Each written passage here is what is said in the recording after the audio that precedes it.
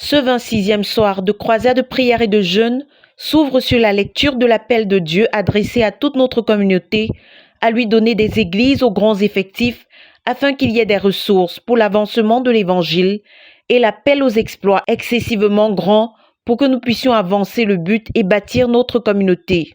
Tout de suite après, le pasteur Théodore recommande à toute la communauté la lecture au cours de cette croisade du livre de ZIF intitulé « Le péché devant toi pourrait te conduire à la mort immédiate, ne le commets pas ».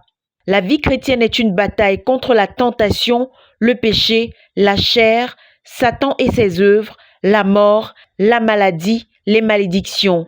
Ainsi, si tu es impliqué dans la prière, le jeûne, les dons sacrificiels, l'évangélisation, la délivrance ou dans le fait de vivre la vie chrétienne en général, il te faut ce livre, ajoute-t-il. S'ensuit la lecture du traité, l'appel à produire des églises aux très grands effectifs. Dans notre ministère, certains ont accompli de grands exploits de manière sporadique et quelques-uns de façon soutenue. Nous avons des profils dans le jeûne, la prière et dans certains autres domaines comme l'évangélisation et l'implantation des églises. Mais le véritable problème est que plusieurs qui produisent de tels profils ne le font pas de façon soutenue. De manière générale, plusieurs sœurs ont mis de la consistance dans leur service pour Dieu, mais il a manqué à plusieurs frères du caractère pour faire de grandes choses de façon soutenue, déplore le leader. Dans 1 Thessaloniciens chapitre 4 versets 1, 9 et 10, il est ordonné d'exagérer ce que l'on fait déjà. Les exploits, c'est juste l'exagération des bonnes choses faites. Tout réside dans la répétition, l'exagération, la continuité, explique-t-il. Vous avez appris de nous comment plaire à Dieu. Vous le faites déjà. À présent, exagérez-le. Le verset 9 souligne, Dieu vous a enseigné des choses personnellement. À présent, ce que vous avez appris de Dieu au niveau personnel, faites-le encore et encore. Ce que vous avez appris de nous relève de la formation des disciples, et ce que vous avez appris de Dieu relève de la marche avec Dieu.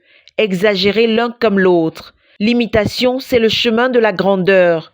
Si tu n'as pas obéi à ce que d'autres t'ont enseigné après l'avoir reçu de Dieu, comment Dieu te donnera-t-il ta part de révélation, questionne-t-il.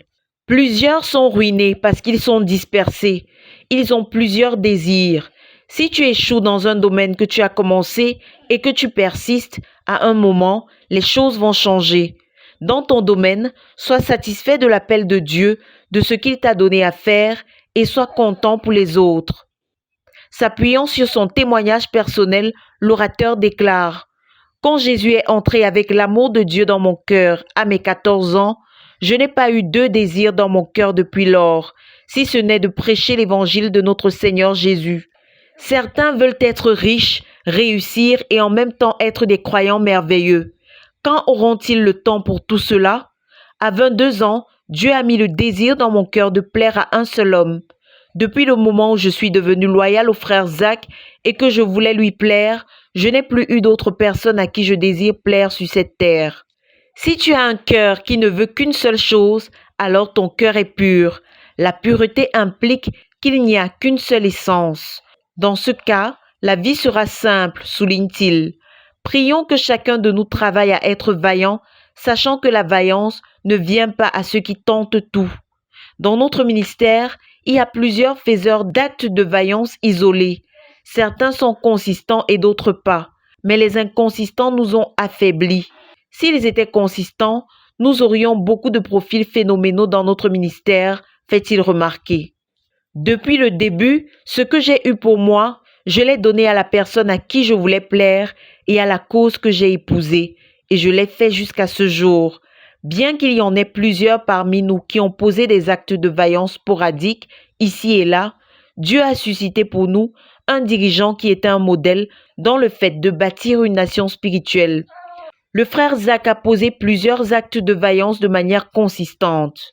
Il a tenu 100 croisades de prière allant de 40 à 100 jours, 85 sièges de prière de 24 à 120 heures.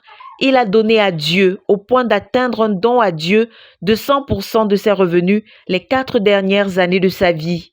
En tant que professeur d'université, il a dépassé les 400 sommes de dons à Dieu. Il a eu 125 classeurs de prière personnelle de 200 pages chacun en tant que dirigeant. Sa prière seule par jour était de 8 heures en moyenne et vers la fin de sa vie de prière seule et avec les autres atteignait une moyenne de 12 à 14 heures par jour et il a donné à Dieu plus de 250 jeûnes entre 3 et 70 jours pour ne citer que cela. La leçon qu'on apprend de lui est que si tu commences à poursuivre Dieu, exagère. Certains d'entre nous se sont saisis de ces actes de vaillance, mais il a pourvu à un modèle. Les actes de vaillance sont-ils possibles? Demande le leader. Tes actes de vaillance vont nous faire avancer, conclut-il. De Koumé pour la RTVC, Cynthia Siaka.